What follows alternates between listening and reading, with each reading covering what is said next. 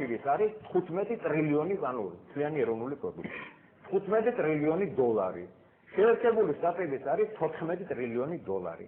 რუსეთის ამდენი გონია 2 ტრილიონი დოლარი. შეადარეს მეგობრებო. 20 არაფერი ველი არ ჭირდება არავის.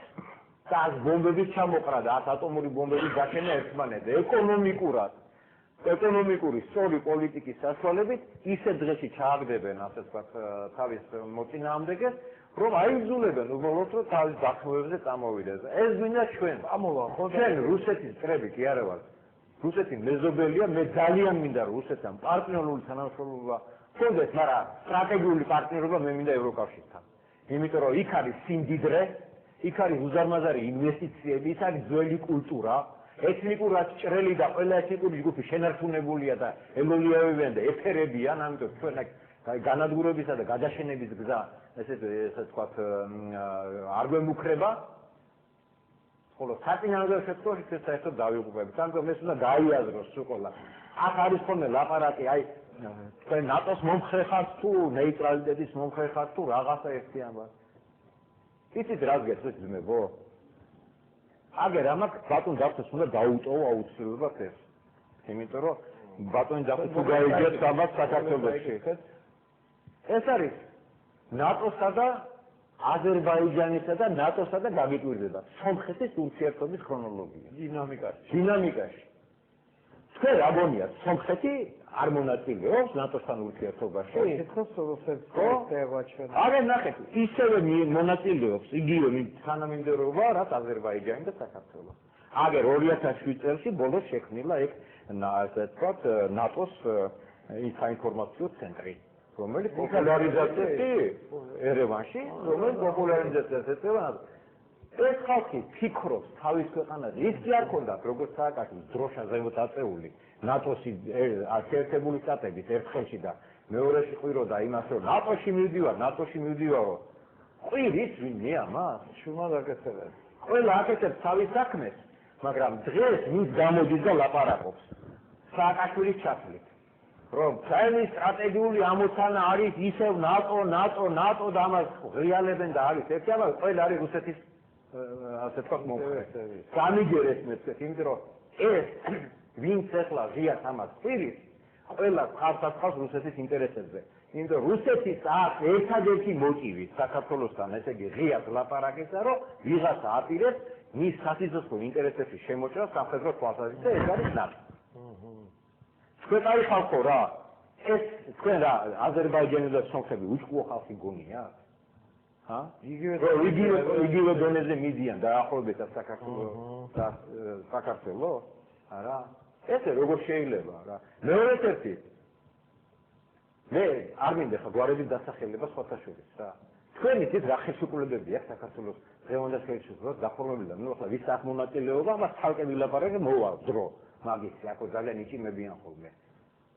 სამხედრო ბაზების გაყვანის ხელშეკრულებაში გაწერია ისიც, რომ ბათუმში უნდა შეიქმნას რუსეთ-საქართველოს ანტიტერორისტული ცენტრი და ეს ეწევია პირდაპირ არსებული რუსული, ესე იგი, სამხედრო კონტინგენტისა და შეიარაღების ბაზაზე. ეს არ არის სამხედრო ბაზა?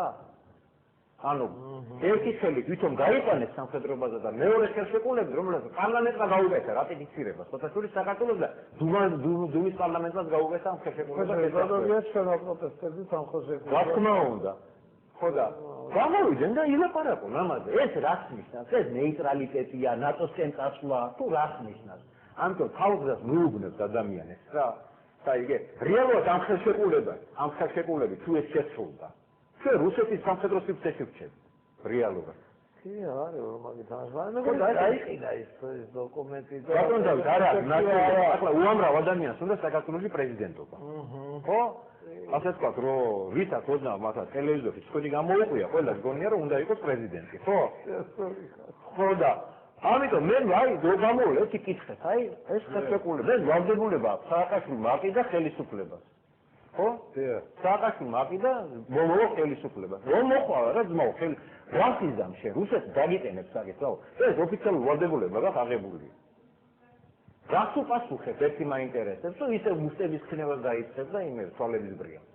ამიტომ ეს პოლიტიკა რო ესეთი იოლი იყოს რა, ბუნებრივია რომ ასე ვთქვათ პოლიტიკას მაშინ ფსიქიატრულ სამართლობაში აქვს ვიღაც ასეთ კაცი ბატონო, ზოლის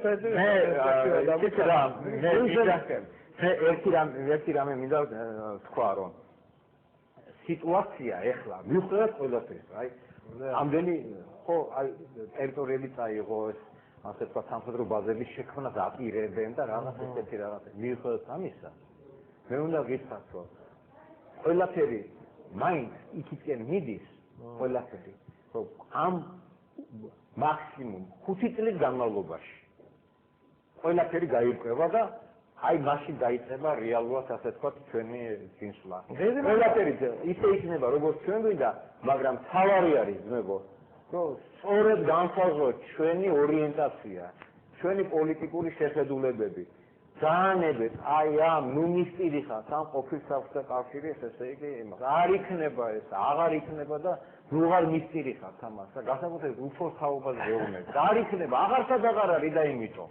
კაცი დიდი მადლობა რომ მოგეცით საშუალება შევეხედავ მომავლისთვის პლანეტა თვალით მეკითხები ძალიან საინტერესო და დინამიური ანალიზი ჩაგვიტარა ბატონ მაგია გაჩეჩილაძე როგორც ჩანს მას ლოგიკური არის ბრიუსელის მატარებელთან დავდგეთ ჯობია ვიდრე რომელიმე სხვა სამარშრუტო ხაზზე გმავალთ რომ ვესწორეთ მინდა გითხრათ რომ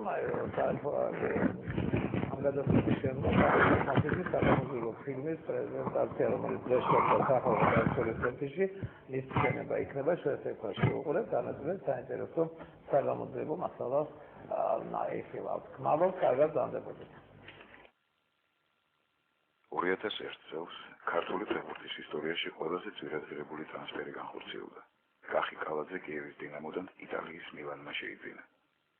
ტრანსფერიდან რამდენიმე თვეში 2001 წლის 23 მაისს საავადმყოფოს მიმდებარე ტერიტორიიდან ავტომანქანა ნივით გაიტაცეს მისი ძმა ლევან კალაძე.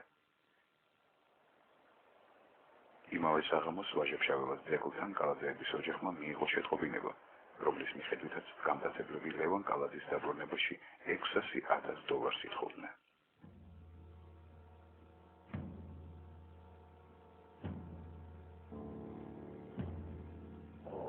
მალე კალაძეების ოჯახმა მიიღო ლევანის წერილი, რომელშიც იგი თანხის დროულად გადახდეს ითხოვდა.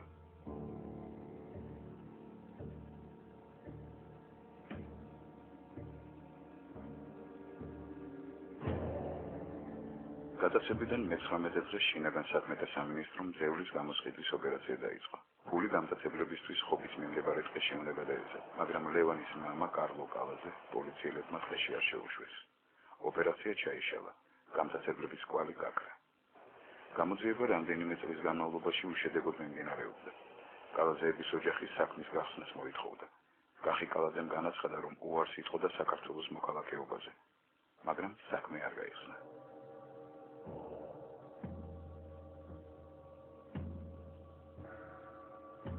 ვარდების რევოლუციის შემდეგ სვანეთში პოლიცია დაახლოებით 1000 კაციანი შენაერთით და 12 ვერტმფრენი თავს დაესხა აფრასიძეების ოჯახს.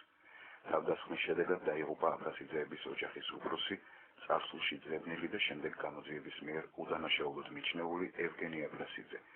სპეცოპერაციის შემდეგ დააკავეს და დახვრიტეს მისი შვილი ომეხ აფრასიძე, დააპატიმრეს შმაგი და ქოჩა აფრასიძეები. ასევე ოჯახის მოსამსახურე ვლადიმერ მურავიოვი. ერთი წლის შემდეგ გენერალურმა პროკურატურამ და შინაგან საქმეთა სამინისტრომ კალაძის საქმე გახსნილად გამოაცხადეს.